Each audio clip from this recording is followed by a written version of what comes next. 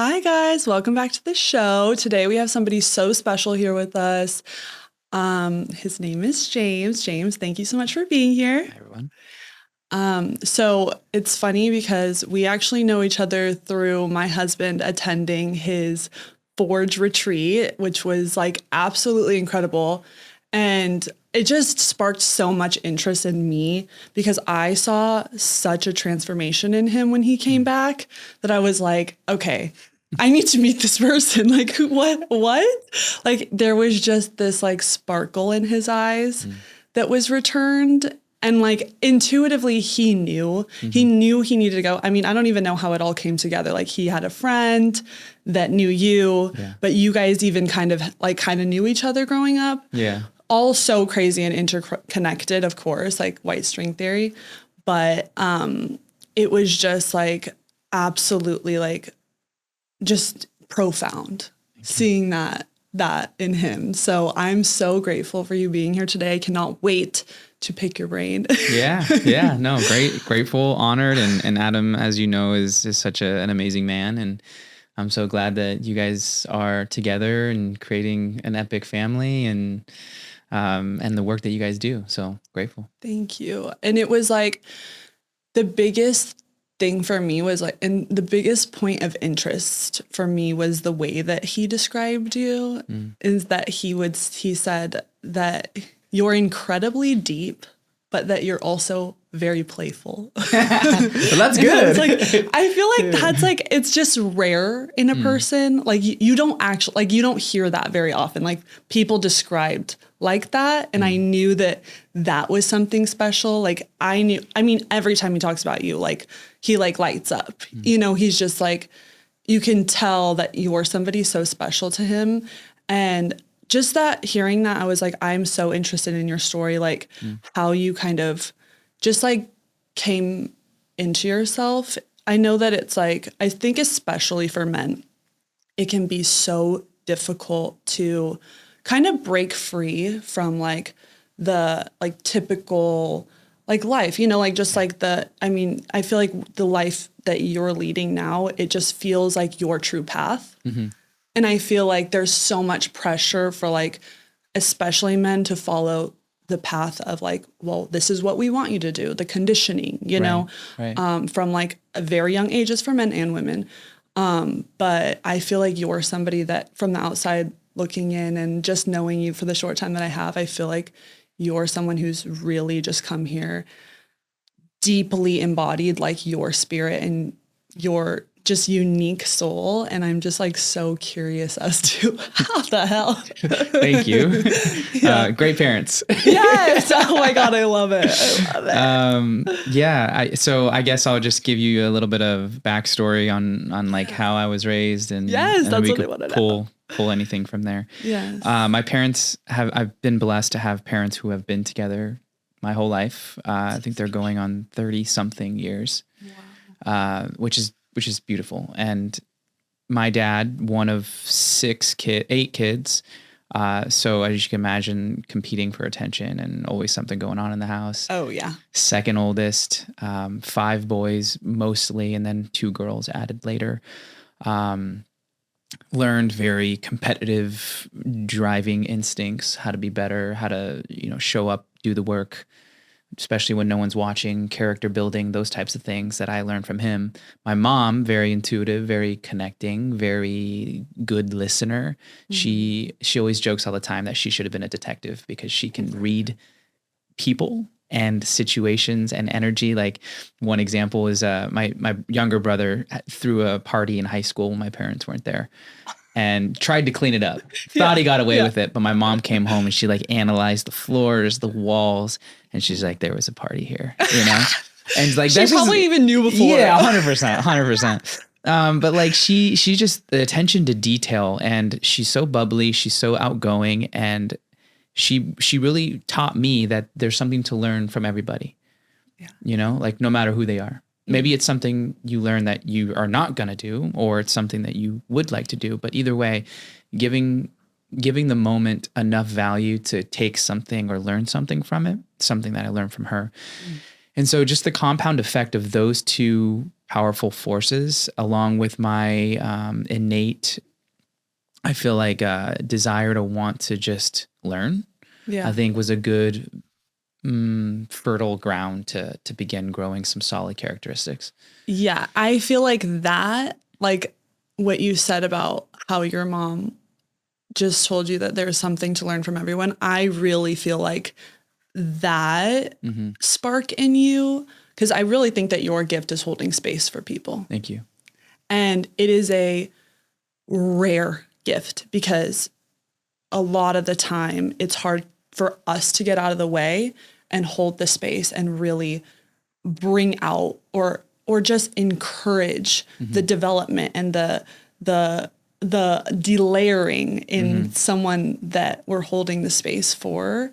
And I just think it's like the most beautiful attribute in you, just because I can see that you, when you're listening, you're really actively listening. Yeah. And when you're there, you're there. Like, and I mean, it's such a simple thing, right? But the presence, it takes things to a deeper level. You're holding the space for somebody to come to you and really unravel and feel safe, feel like you lead with your vulnerability, I think, and that allows the space for them to feel like they're safe with you and that they can say the things that maybe they haven't felt comfortable to say. And that there's an interest there from you. Yeah. Like that is the real thing, because like there's one thing to ask a question and then pull back and then be distracted. Right. But it feels like when you're holding space like that, you're genuinely interested in this the life of this person. Yeah.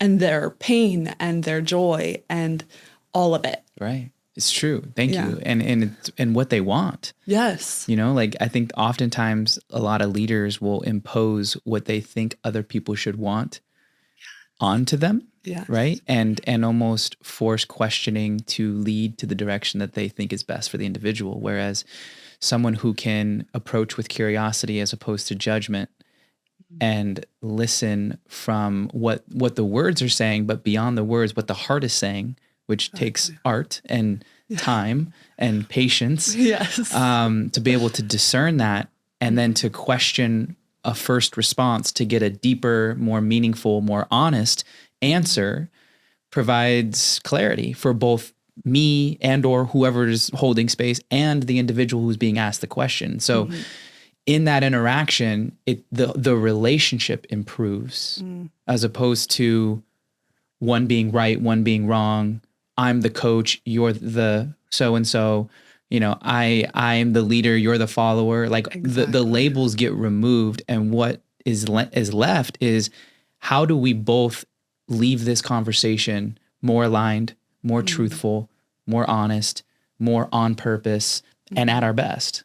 Exactly. And just in you saying that, like, I have to follow up with like, is that your internal process with yourself? Like, do you, I mean, like just when challenges arise, like I feel like there is like a gentleness there with yourself that you have to have. Yeah. A compassion, an opportunity to go through instead of just like resisting that process, shoving it down. I feel like you hold the space for yourself very well because you have to, if you want to hold space for others. Like, what is your process with you when things happen? Like, do you feel like, you know, like you're somebody, like you meet yourself when things arise and like you take that space for yourself to like do this work? Because I feel like, I mean, I do this work every single day. And I have the very beautiful opportunity to learn from other people's experiences too, through the listening. And so what I don't have the opportunity to get to because I don't have those situations happen to myself, I'm able to vicariously experience that through others and being able to hold space for them in there. But I would say I do have compassion and patience for myself, and I am human. So I do encounter the resistance of like, why does it gotta be like that? Like, why can't it just go this way? And then I'm quick to catch myself in those moments and reinsert purpose, meaning, long picture, Yes. You know, those helpful mental reframes that allow me to be less irritated, Yeah. more receptive, Yeah. to extract what's needed to make the adjustment. And I know that like the 1% thing has like kind of helped you along, because like I feel like under those types of pressures, like people can get stuck there, right? You can get stuck in the, well, I don't really want to find a reason why. I just want to feel mad. Like I want to just be with, or just, you know, like I want to sit and sulk. I just want to be pissed. Yeah. But knowing that there is a reason, and that if you do want to get to where you want to go in your life and really step into this person, then you have to move through these things. Yeah. And especially if you have that like internal responsibility, I don't know if that's the right word, but like for me, I'm like, we're better than this. Like we came here to do great things. So we have to move through it. And what is the highest version of that? Like what is that in grace, and what is that in a kindness to yourself and a kindness to extend to others? Yeah. Well, maybe it is that, and maybe it's also, you know, better than this, as maybe it's better because of this. Yes. You know, because sometimes I can put my ego into something and say, I'm more further along. I shouldn't be encountering these things anymore. And it's important to say, well, the thing is here. So either you can detach yourself by thinking that you shouldn't be going through it and therefore not go through it, or you go through it, learn it, get better at it, and then handle it with greater levels of tact or precision. Because there's less noise mentally there, and more availability. Yeah. In my earlier like development, I feel like for me, I really was like, I mean, obviously you're going through like body changes and your hormones are changing and all these things. And I feel like I was like, angry was like my bass tone. I was like an angry little youngster. And, you know, things weren't going my way. Like it felt like at every single turn that there was like just resistance. And I'm like, I'm a good person. Like, why? Why? Like, I feel like I'm nice enough. Like I'm kind to everyone, accepting. And then it was like there was this point in this switch where I started to use the anger to go through instead of around, to start going through and just like taking that transformation from it every single time, because it doesn't stay at anger. It eventually you use it as a forward momentum, but then you start to channel it into different things. Then it starts to delayer itself. Then I'm seeing, oh, I would never be where I'm at today if that didn't fuel me a little bit. I would never be this person that I am today if I wasn't upset about the things that were going on around me. It's good that I said something. I am who I am today because I did, and that I didn't pull away from it, and I leaned into it. And yeah, maybe it was really messy at the time, the way I was deciding to go about it. But like when I look back, I'm like, this is not an overnight process to become, you know, to get to this level of wisdom where you can get through it in a single 5 minutes. You know, it takes so much time to get to the point where you know yourself. You love yourself so much that you are willing to go through absolutely anything. Just go through it. Like, and knowing it's going to be painful. It's going to be, you know, whatever is going to come up, resistance, the surrender process, like whatever it is, like I'm fully going to take it because I love this girl. She literally like got me to where I am today, kicking and screaming maybe at times, but we're here, and that can take time. But at the end of the day, like if that is your intention to move into the person that you came here to be, like you'll do it. You'll go through. Another thing that I was really interested in when Adam came home was that I mean, it was like subtly he would say it like here and there, but like he never like fully went into it. And I'm like, I'm curious. Like, wait, go back. Yeah. He talked about mastery, how that's like a word that you've been kind of like, it's been like a point of interest for you, something that you've been really putting a lot of energy into. And I think the reason that like something in my brain was because I feel like that has been a pain point for me at times, because, you know, I think I always follow like wherever my interests are, like whatever my gut or wherever my heart is leading me to. But there are things, especially once you become a parent, it's a commitment. Yeah. Commitment to the self, commitment to them, commitment to the partner, commitment to the routines and all these things that really upkeep that I never really had to do that before I got into parenting. But if I could go back and talk to my younger self, I feel like that's one thing I would hit is like the more consistent and committed to the mastery of it, the more you can actually show up for yourself. Like it's a separate time out of pulling away from the life to give yourself that is just pouring in little by little every single day into like your person, pouring in little by little. Eventually it's going to be something, but don't let it go, because eventually that's going to really like, that's going to be your entire character. So I want to hear what you have to say about it. I love the idea of mastery. And when we talk about being our best, I think, so Michael Gervais is a sports psychologist for the Seattle Seahawks, and he since has moved away from the team and now has his own podcast, Finding Mastery, which is a great podcast. Love it. But he describes mastery in two ways. You can have mastery of self and you can have mastery of craft. And done correctly, those two intertwine with each other. The more you commit to the craft, the more you have to also commit to self. And the more you commit to yourself, the more aligned the craft becomes. And so, there's two things there.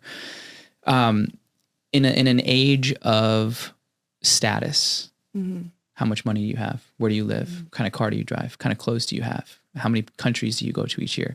You know, like the very basic way that humans operate is through status. And when there wasn't a lot of resources maybe to go around, status is used as a hierarchical understanding of who's who in a community. And it's a very, it's human, but there's no substance, and there's always someone better. Yeah. You know, and the thing about mastery is it breaks away from status, and it taps into what one's innate curiosity and genius is. And that the two fundamental pillars and drivers for mastery that I believe is love and curiosity. When you love something, whether it's basketball, podcasting, business, there's a cleaner energy burn there. You last longer, you pay attention more, you show up with a different level of energy. You're willing to do it for a lot longer. And because you do that, you get better at it faster or just over the long run. Curiosity gets activated when you love something because you genuinely want to understand it. You look at it from all angles, not just the 30,000 foot view and summarize it, but you're like, I can get right into the weeds. I can pull under things that no one is willing to look at because I want to understand it inside and out. And in an age where people want quick fixes, like, oh, it's going to take me 6 months. Yeah. It's probably going to take you 5 years. Yeah. Well, I don't know if I want to do it then. Well, then what are you going to get good at? You know, if you keep switching based on what people are telling you should do or on your feelings on the day, then what happens when hard times hit? You're just going to succumb to something outside of yourself. Masters are internally driven. Mastery is not necessarily an output. It's not something you achieve. It's something you bring into the space. Exactly. It's an energy. It's a commitment to something bigger than yourself. And when someone masters something, what the cool thing is that I've observed is that when you watch a pianist and they're playing their music and they're playing so well and they're in the music, they're not there. Yeah. the musician isn't there. The music is there, and the listener is transcending themselves through listening to the purity of what's being performed. You know, and so when there's a masterful person at work, time shifts, it distorts. You enter a different time. One minute can feel like an hour, or 1 hour can feel like a minute, depending on the situation. Mastery requires simplicity. And the more simple something is, the easier it is for someone to digest it, to understand it, to experience it, to use it. And so the master can take complex ideas and make them simple. A master is usually someone that's tapped into something bigger than them. They're not wanting to do it for the fame. They're wanting to do it from an internal desire to want to be, it's something that's needs to come out. And they allocate it through discipline, through focus, through blocking everything else out. I'm less concerned with what other people are going to tell me I should do, and I'm more concerned about what is this voice that won't shut up until I do that thing, right? And we're missing that in this world because we're so distracted. Yep. And people have those voices in their head, but they're not still enough to listen, or they're scared to acknowledge what it is, because it might mean they have to give up a relationship. It might mean that they have to go against their familial, societal pressures or expectations that require some discomfort and a hard conversation to be had, or it requires time. And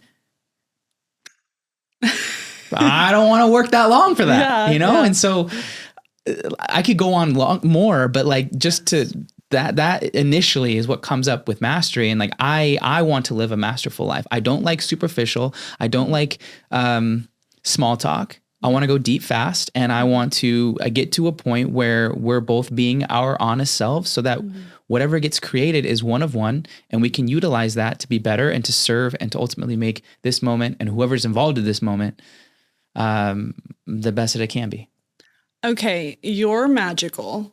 Like, I think you just like levitated while you were talking right now.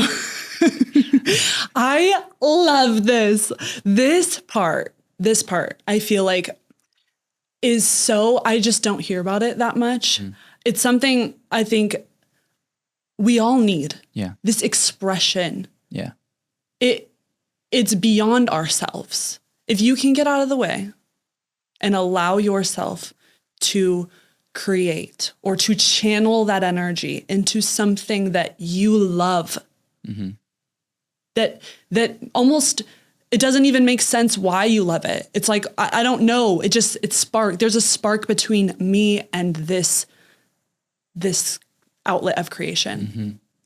And it's almost like you're channeling something from something outside of even you. It feels like the soul, the spirit, the entirety of the self and beyond is being feeling, seen, and deeply appreciated and embodied. Yes.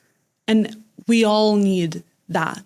We all need, and it's not for anyone. It's this level of existence is like, and once you really sink into it, you realize it's you with you. It's you with you. It's for a moment. Maybe it's a couple. I don't know. You literally lose track of time. Really? You literally lose track of time. But it is you with you in this divine understanding that this is who I am. It is safe to be me. It is correct, despite my own, questioning and outside perception and all of it. If it feels this way to express, it is correct. And there is no validation necessary because you're so sure of who you are and that expression, and things will fall off inevitably. Because when you're getting closer to the self and you're getting closer to stepping deeper into you and who you came here to be, inevitably the people that are not meant for you will not be with you anymore. And it can be a lonely path, but the most rewarding. And I'm so grateful because I know my even husband has the support from people like you to see him in his entirety, hold the space, support him through his journey. I feel like that is the next part of what I really wanted to talk to you about is like, I know it's rare. I know it's rare to have somebody in this life meet you and love you for absolutely everything you are, the good, the bad, the ugly, everything I've experienced, seldomly, but I've experienced, and I know that it's unlike any other love and anything I've ever experienced in my life. And for me, that's through friendship, that's through relationship. It comes in, I mean, that could be an old lady at the supermarket who just like instantly just sees me, gets me, connects with me. We're just like we'll just go off in our own banter in our own world. It's so rare, but when you find it, it just feels the best to be seen that deeply. For Forge, where did this come from? Yeah. October 2023, I was thinking about what was my next step. I read a book called 10X is Easier Than 2X. It's a good book. And in order to go 10X, you have to remove basically 80% of what you're doing now to focus on the tip of the spear type of things that move the needle further than you ever could imagine. So I was like, all right, my business is going this way and I'm feeling really good about things. What's something so different that I haven't done that would be a really big challenge? First thing that came up was doing something international, going somewhere you've never been. Okay, cool. Small group, intimate. It's how I operate. It's where you can, I believe you could do the best work, the intimacy. Men and women, I don't know. Originally it was men and women, co-ed, but the more I started talking to people, the more men really resonated with it. And then I also started to see that there were not as many communities where men could go to learn these types of principles in a way that wasn't just like woo-woo or too far out there for men. Not that those are bad things, but men don't grasp onto those things right away. Yes. So it needed to be grounded in some sort of primal energy. And so the more I started talking about it, the more men was like, yep. And so it was like all within 30 days that all came to life. And it was for 8 to 10 individuals, all invite only. So it wasn't publicly marketed. Yeah. I wanted it to be very curated, highly vetted, invite only, and all as many in industries represented. So diversity. I love that. Both in age and in industry. And so Costa Rica came to mind because it's a blue zone. Funny fact is, not funny, cool fact is that Costa Rica is, I think, has the oldest male population, and Japan has the oldest women population, which I didn't know. Oh my gosh. I love that. So Costa Rican lands are amazing. Only one of the only territories that have not been conquered by anybody else. So there's energetically, I think that there's something there, and it's just a beautiful spot. So that made sense. The venue was the next selection that divinely orchestrated itself. Nice. And then, 8 powerful leaders from all over the world, all leading their industry, came together to birth the first experience last year. And that was, never have I felt so aligned with an experience that from the outside looking in, this is a lot of work to put this on. Oh my gosh. But it felt so effortless. Easy. It felt like people are like, dude, you're working all day, every day. I'm like, yes, but no, this is me. I'm just me. Literally. And me is doing the work, So, so that was, it is and continues to be the most aligned environment that I've created. Oh my gosh. There's so much to that. Yeah. The ease thing. The ease. Oh my God. I mean, people look at my life and they're like, do you even work? I'm like, I do what I love every single day. Yeah. Yes, it does look effortless because it's important. Yeah. It's important to find what you love that looks effortless to other people because it's so natural to you. Right. And doesn't mean that there's not hard moments, does not right? But yes. Overall, there is a grace to it. So much so. It's so natural to your being that it's always been there and it just is getting its space to be released. Yes. But the brotherhood of it is what really just like, oh my God, it makes my heart just like so like hurts a little because I'm like, I just know that for so many of these men, it's kind of the first time someone is really taken that moment with them and looked at them in that way where it's like, it's something that women do just so naturally. Yeah. Like we're just like, what's going on? Like, Just please. communal. Yes. So just everything is heart led in those relationships. Like we immediately go there, and my closer female friendships, it's kind of like what is led with. I've gone to all female retreat and I was like, oh my gosh, I genuinely, well, I'm with all boys now is my life. I have 3 men in my life and I'm like, it's me in the house. But when I went there, it was just like, everyone is just leading with their heart. It's all compassion and just love and like, da-da-da. But when it comes to men and from what I've experienced growing up, it feels like there's just this pressure that you have to have it all figured out. Because you're the man, you're the provider. You already have to know everything that you want to do and your way that you're going to provide for the family at like 20. Because you never know when you're going to meet someone or you know what I'm saying? Like there is just this pressure, I feel like, with men to know it all, to have it all together. And we put men on this pedestal that I don't even think we realize as a society, that is just like, well, you figure it out, hurry up, and like just quickening the process. Whereas I feel like you take it back, slow it down. We're here. Yeah. Like this is your time. This is your space to ask yourself the questions, to go within. Maybe they've never even done that before. You know, it could be a lot of their first time. Yeah. But go within and find that vulnerability and the gentleness and the kindness and the compassion and experiencing it from other men too. Yeah. And them allowing each other to unfold and holding the space and appreciating it too. Right. I feel like that's another level. It's like, well, they don't want to hear my crap. No, we want to hear it. Yeah. We're here specifically for that. Like, that's why we're here. Yeah. So there's so many layers to that. One, I think there's a lot of old boys in society because there's not many in America or the Western world, not many rites of passage for boys to become men. Yeah. You know, there's no real passing of the torch. And depending on how someone's raised, someone could enter adulthood at 8 because of their circumstances.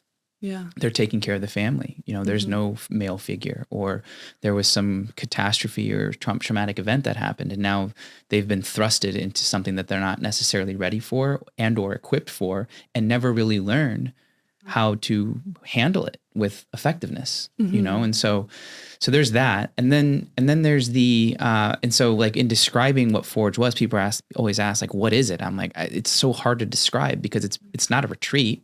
It's not a mastermind. It's those things happen, but I think it is a rite of passage of societal living versus living on your truth, you know? And as a man, I think that's the most important thing, is knowing what you're doing and why you're doing it, and to be able to articulate it. Because one may know it, but until you can vocalize it to someone else and get them to understand it, you won't have allies, or you won't know who truly is for you or not. And so to operate with that clarity, I think is so potent. There's a quote that says, the great leaders aren't loud, they're clear. And that clarity pierces noise. Yeah. Right? It removes vague, fluffy mystery, and it's like, it's strong, it's sturdy, and you understand it. Whether you like it or not is another thing. Yeah. But you know what it is. Yes. And for a man to know what that is, to wake up with that level of purpose, provides meaning to whatever it is that they do. And yes, their family could provide that. Their work could provide that. But again, until you've articulated and you understand it to the point where it's embodied, it doesn't fully come through in the eyes, right? So to have an environment, a space where throughout the course of 8 days, the mirror is constantly being held up. And it's not by me and the rest of the guys so much as it is about the questions that are asked that you're quote unquote forced to, strongly invited to explore, and that you've never created time to do. And in a we move very, very fast in the West. It's like on to the next. So we never really appreciate things or extract information on what we're learning. It's always more. Yes. So to pause, to have no tech, no distraction. You're literally on top of a mountain with the most gorgeous view in the jungle. What else are you going to do aside from explore, excavate, buff out the unpolished areas, or just love the unpolished areas? Yes. And so to have a space where it's okay to do that and it's not seen as weird, and the look and the vibe that you're getting from people is full engagement, full commitment. There's no person that's like, oh God, we got, that, and that Makes goes a to difference. that goes to the highly vetted selection. That's the most important job on my end is what's your personality? Where'd you come from? What skills, strengths do you have? And how does that add to the collective of what the group's going to come together and create? Yes. That I've invited people in and then I've had to remove them. Oh my God. Before we even went down, which is hard to do. Yes. Because it wasn't the right fit. Yeah. So I have duty to forge as a bigger entity than me 100. to place the right people there, because if I get the right people there, the magic will naturally unfold and then I'll shape it as it happens. But brotherhood for men is, I think, aside from like a powerful woman being able to support a man, to have brothers who will call you out and forward with love that you can't hide from, that you can't lie to, that you can't side skirt, that you can't like move away from, but that, hey, I love you enough to tell you this. Yeah. You're messing up. Like you're dropping the ball. You know that you shouldn't be doing this. So what's going on? And I feel like it's the most underrated attribute that people seek out in friendship. Yeah. Someone who will do that for me. Yeah. They love me that much. Yeah. That they're not willing to see me waste my damn time.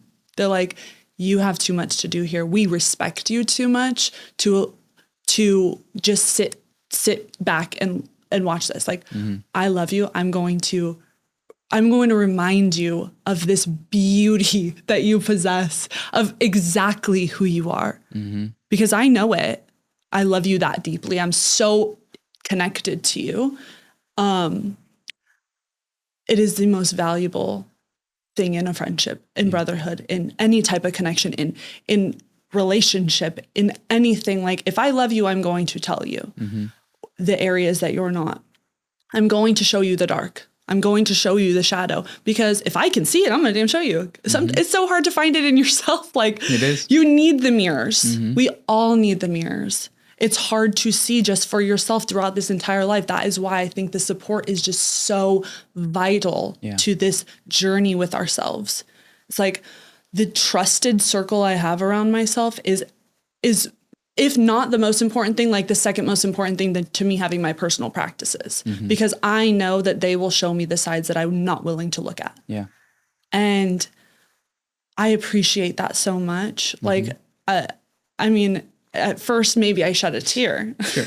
I'm like, that's damn, that hurt. But I'm like, dang. I need some space. I'm gonna need a minute. Yeah. But oh my gosh, I'll never forget. Like, one day I just went to coffee with a friend, and the second I saw her, and it had been a long time since I had seen her. The second I saw her, I just immediately just started crying, like releasing so much. She did not even say a word. She just looked at me, and I was like, oh my God, all of the protective layers just immediately fall away. Like, this is my safe space. Yeah. I'm safe here. I can go through here. Sometimes you do need someone through that process 100%. Because maybe you've gotten so close. Maybe you've protected yourself so much because that's what you felt like you had to do. But when you have that friend and that person, that trusted person, which is why I think this is so special that you're doing this for people, it is everything. It's part of it. Connection is the biggest part of humanity. It's currency. It's currency. It's everything. And remaining open to it, remaining open to the possibility of it.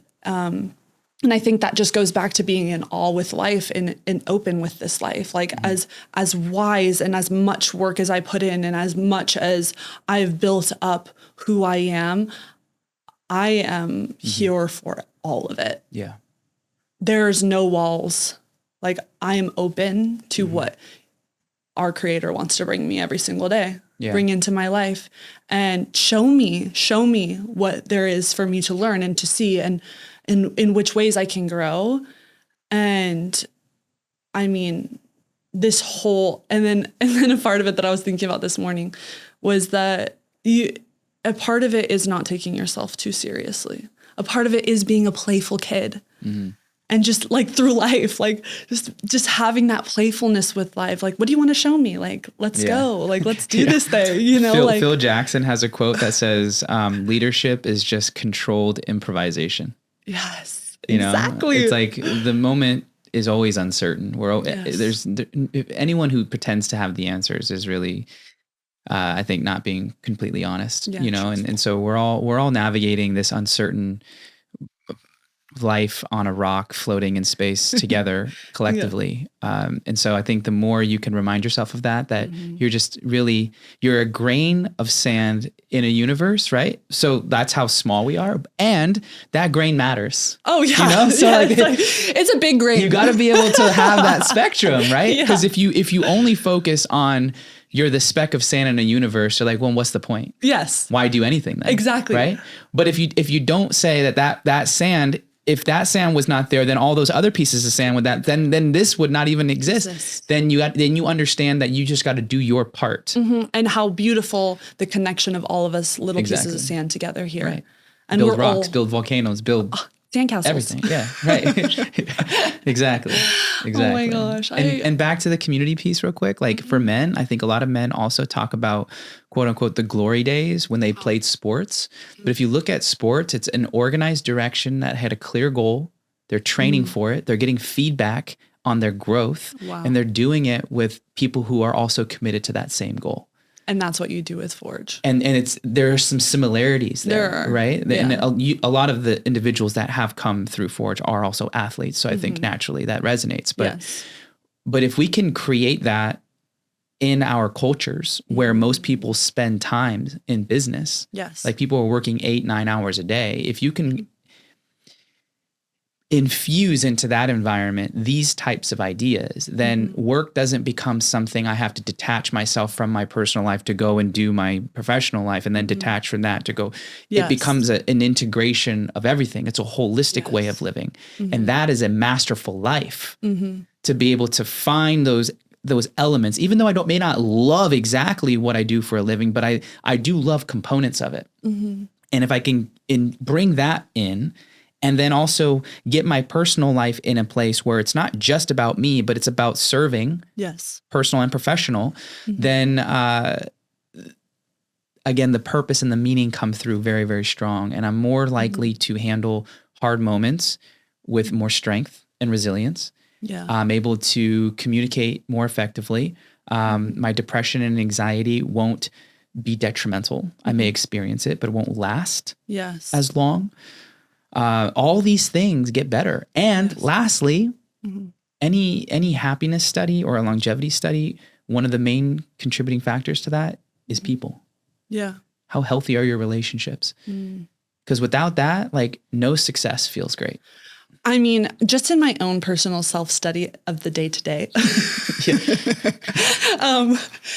it is so crazy how you can change a room just by being yourself, just by walking in a specific energy, or just not even a specific, as who you are, as who you fucking are. I'm like, before I walk in here, let me just ground into my being. Let me pull back for a second.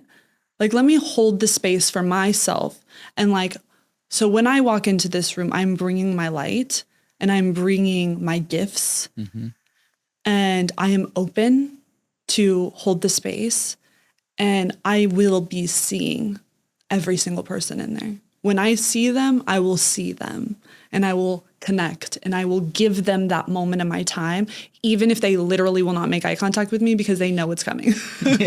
Yeah. Because I mean, it's not that I do this all the time, but it's when I show up and I'm actually there that things change. My relationships, my connections, who I am, just through connection. And the space changes, the environment, the energy of the place. Yeah. It's gone from something where we're just like, we got to just get it all done, to let's come back. Let's just be right here. What's going on? How are you? Like, I want to know. And how deeply that can change. And I think, we're all maybe waiting for somebody to come ask us that. But when you're the one who just leads with it, it comes right back. All of the love, all of the time, the space, the intention just comes right back to you tenfold. Don't wait. Like, if you're listening to this, like whoever you are out there, don't wait. It's there for you at all times. This magic is there for you. This level of connection is all around you. It's just, how are you going to show up? Yeah. It's the real question. How am I going to show up every single day? It's like, am I going to take that single moment before I walk into somewhere? Or am I going to take that single moment with myself in the morning to recenter, to come back, to stop rushing, and to just take that time? I can change my life, and I can change so many more. It's true. Would you say that when you show up like that, that your awareness of yourself minimizes? Because it's in a way, yeah. It's like I'm literally so open that I am willing to throw it all out for like this moment, like the information that I learned, the growth, the opportunity of this moment. Yeah. I'm like, yes, I have my soul, and I'm grounded into this. Like, I mean, there's so much to me that I don't even know about. I mean, like ancestral, just connection to myself. There's so much here. But at the end of the day, when I'm holding the space with somebody, I'm so curious about what they have to say, what's there, that I leave everything there. It's like, yes, I'm coming in and I'm grounding, and I'm in my light, and I'm looking at the world in this curiosity and this awe. But at the end of the day, like, it's about the people. It's about us. It's all about us. And then that is my how I kind of get in, and like, I just feel my way into it. Yeah. No, I love that. I think what I'm pulling from that, and then what I'm also thinking about how I do, is like, when you give yourself the love first, and you know who you are, then you need less from others. Yeah. Right? Exactly. I don't need your validation. Yeah. I don't need anything other than just your presence. Exactly. In this moment. Then it becomes less about, you don't have a needy energy. You have an abundant giving. There's this word that has really been like on my mind lately, and it's this certainty. Like, I know who I am. No one can come into a room and tell me a bunch of words and say that that's me. I know deeply. There is a certainty. The thing is that there is a direction that I'm going in. I have the certainty. I'm going in the direction. There's going to be lots between here and there. There's going to be emotions coming from me, coming from outside. There's going to be, experiences or challenges, and all these things are going to be coming at it, that life, from here to there. They're going to be coming. I have the certainty. I know who I am. And when I tap back, I know I always have her. And it's like the best feeling. There was so much loneliness before I really, when you're releasing the validation, it is freaking hard. When you're releasing the need for anyone to validate your humanity and your existence, I mean, it is like, it's a big death. Because I was brought up that way. I was brought up to seek that. That was that was everything, to hear that them cheering for me and to hear the clap and to, you know, make sure I'm studying my dad's face when he's watching me, you know, and to release that need and that want and that desire. Really, it was a total moment, in a blip in my life. It was like a while, but it was so important to lean into the connection to myself being strong enough and being enough. Yeah. First. Yes. Just being enough. And I know I'll always have the honesty. I know I'll always have, I'll have the friends, I'll have the family, I'll have the things. But when I don't need anything from them, I can actually show up for them.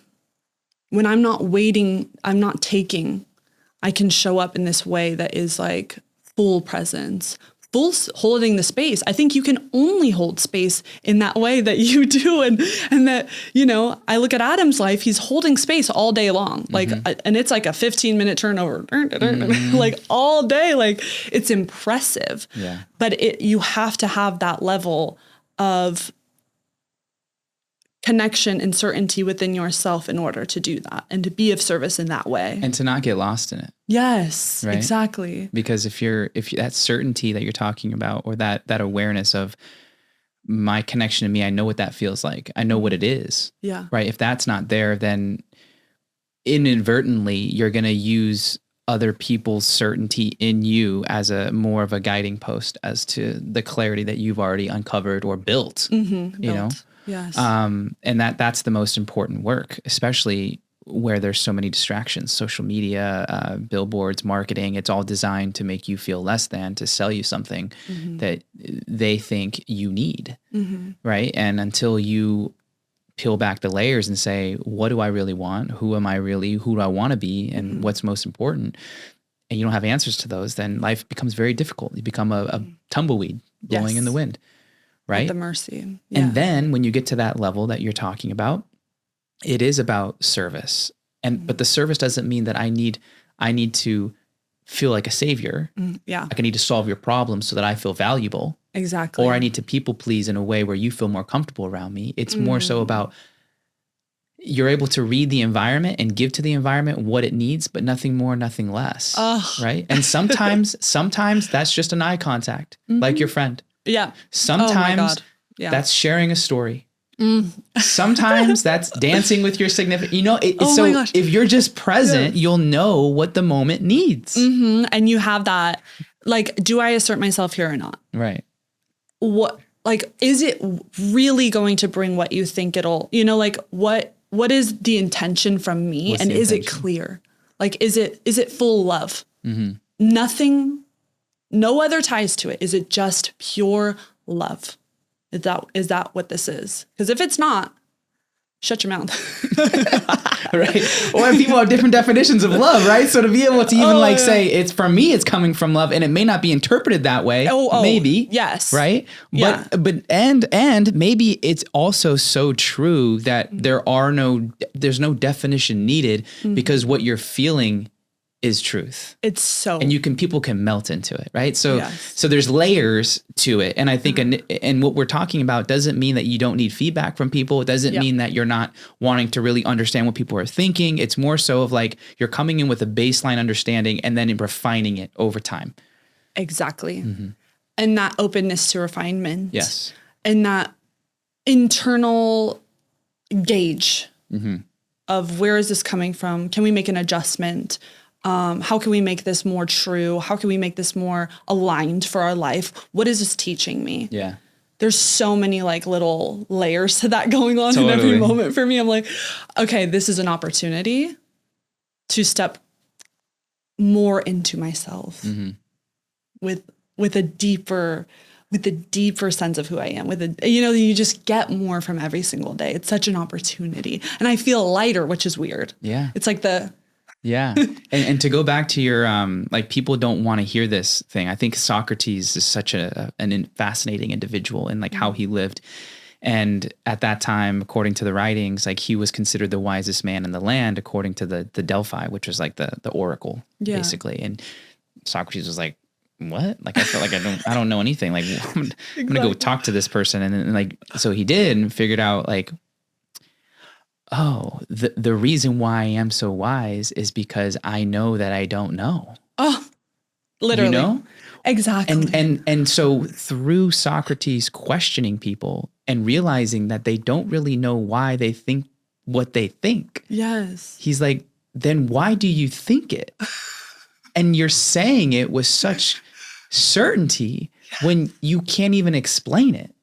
And that makes people feel very uncomfortable because a lot of what we believe is usually passed down through our parents or through the people that we interact with or through circumstance. And we never really took the light to it and stress tested it. We just relied on it. And maybe it worked for that one situation, but now we're using that one situation and using it for all these other situations. Exactly. And every moment is a one-of-one moment. So what worked for that one moment may not work for this moment. So that's the constant refinement. But what Socrates did so brilliantly, and again, it costed him his life, was he questioned relentlessly. Yeah.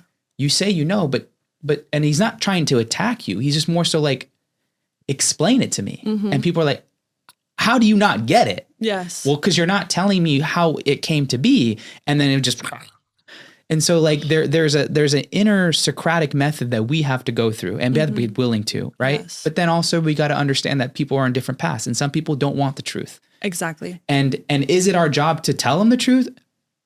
Up for debate, well, right? It's interesting. It's something that I feel like I go through all the time. And like, when it comes to like the immediate circle, I always say like, you chose me. You picked me to be in your family. Yeah. Okay. So the invitation was there, just just by proximity. I'm like, and when I get this like strong internal nudge, mind you, obviously my mind's like, Rachel, please do not say that right now. That's absolutely insane. You barely know this person. Come on. Yeah. When I get that strong internal nudge, I'm like, Rachel, you came here to be this. You came here, and what are the chances that this person is standing in front of you right now? And with all of that, you came here to do this work. This is what you came here to do. As I have shoved it down for so many years, I have been inviting her back and allowing her space. I'm like, I'm going to get out of the way because something has to be said. It feels beyond me. And if it feels that strongly, then I will share. If it's just something that I'm, just wasting the time, I'm like, okay, hold back, reserve your energy. Right. Reserve. Yeah. But I really love, I can't remember what the quote was, but just this student of life energy. Forever a student of life. Once you can really, really just lean into it, it takes so much pressure off. It's like, I'm just a student here. And even till my dying day, I will remain a student. Anything, I'm open to all of the lessons and everything that you want to show me. But the second you close the door to knowledge, more wisdom, connection to humanity, you're done. Growth That's stops. The end. Yes. And you have to be that advocate in life. I always say, I'm like, I'm not done here. I'm yelling at them up above. I'm like, just because I've gone through so much and I've experienced 15 million lives, I'm not done here. There's a lot more learning that I want to do. There's a lot more sharing that I need to do. I'm not done here, so don't take me. It's true. I got a lot more to do. That's why I love my, so I created a philosophy, kind of like a one-of-one philosophy. Like we're all one of one, the moment's one of one. And I think when you can look at the moment as a one-of-one moment, then naturally you enter it with that beginner's mind, that shoshin, to use I think it's Japanese language, means beginner's mind, but you approach it with a freshness. Yeah. You bring in prior experience, but there's an openness to see what this moment and only this moment has. And I love that because it keeps that humility active, where you're not saying, oh, I already know how this is going to end. And you're already Yeah. 5 steps ahead. Yeah. And in those 5 steps ahead, you've missed the step that actually could change it to a different scenario. And I think it's really like the divinity of the moment. Yeah. The sacredness. It's all we have. Yes. When you really lean into it and you're acknowledging it as that, has how sacred it is for me to even have another moment of life. Like how divine and beautiful and what a fucking opportunity. Yes.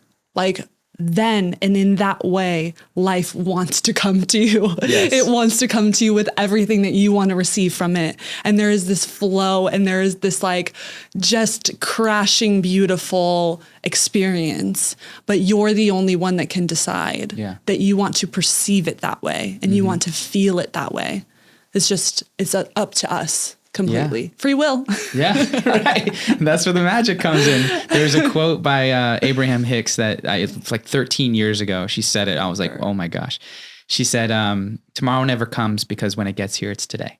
Oh, yeah. Right. And the only moment we have is this moment. And as philosophical as that sounds, and it is, it's also true. Like wherever you go, there's the moment. So high performance, your best living, your most fullest life, whatever, is only happening now. Yeah. So if we orient around that, you can have your visions and you can have your direction. I think that's important. But at the end of the day, all you have is right now. So what are you going to do right now that is going to help you express more of you or squeeze more out of this experience? And I think just thinking about that one idea allows you to capture more data. Yes. Allows you to go deeper in a conversation. Allows you to find someone on the street that you normally would pass and give them a glance to say, hey, you're not alone. I see you. Yeah. Right. Or you call a friend that you haven't called in a while and you have that 2-minute conversation and that changes your relationship. Like those little things don't happen unless you look at the moment. As a one-of-one moment. Yeah. And you trust your internal nudges too, because they're there for you to guide you. Like that feeling of I should say something to this person is there for you. It's your guiding post. I think that's something that we just so often ignore just because of how society, perceives what's normal. Fuck what's normal. Sorry, I'm a cusser. Like if you constantly just run your expression through the filter of what is normal, you're going to water down your entire existence. Don't question those internal nudges. Trust them. See what they have to offer. Obviously, don't bank your life on them, but just see, like, have curiosity with the internal just as much as you have a curiosity with the external. Because there's so much in there that is guiding you, that has so many answers, that has wisdom that you can never even process that you even have or why.